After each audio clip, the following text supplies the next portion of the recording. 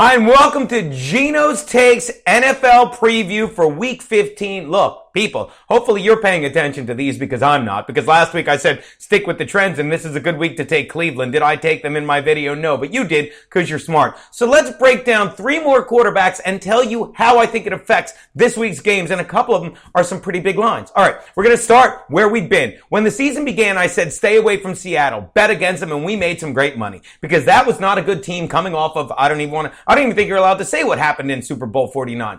But since then, this team did exactly what they did last year when they got rid of Percy Harvin, who was a cancer. This year it's different, but it's the same.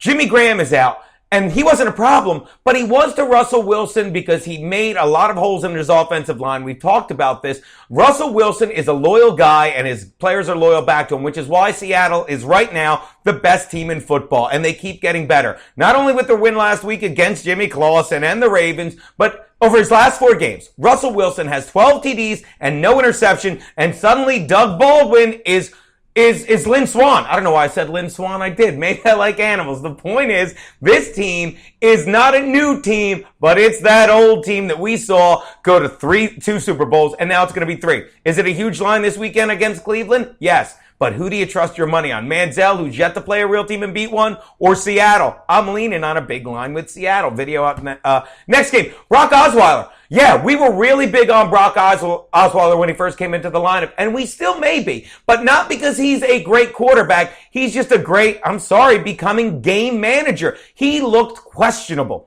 in some of those plays in that loss to the Raiders. And sure, his players are dropping balls left and right, which makes me nervous against a much better team that is coming together when they play in Pittsburgh this week. But the bottom line is they need him to win down the stretch because Peyton Manning cannot win in cold weather, and he can't because he never has to begin with, and now he can't feel his fingers. Osweiler is the answer down the stretch, but it should be interesting to see how he bounces back from a loss that he wasn't expecting this past week. I'm not touching the Steeler game, but I'm curious as to how Osweiler plays. This is going to be huge. And one more quarterback we always have to talk about. It's the law. I got a memo from Mr. Goodell.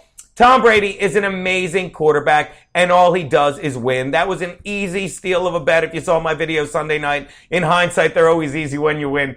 But look, the Patriots are a very good team. They have not lost 3 games in a row since 2002 because Tom Brady is a good quarterback and he is an amazing system, which is why great coaches and quarterbacks win, which is why even though, LeGarrette Blount is out, it's next man up because all they do in New England is man up. And look for Brandon Bolden to have a huge game this week when they take on, how did I forget already who they're playing? I wrote it down there somewhere. Oh, the Titans, and another huge line. Did you see him at the end of Sunday night's game? Not only did he run 16 times for 51 yards, which is a little over 3 yards. But there were 3 in crunch time. He carried players 10 yards with him. This is a great New England team, and I'm not afraid of a big line. Those are Geno's leans. Video coming out tomorrow. Did you see the bold picks?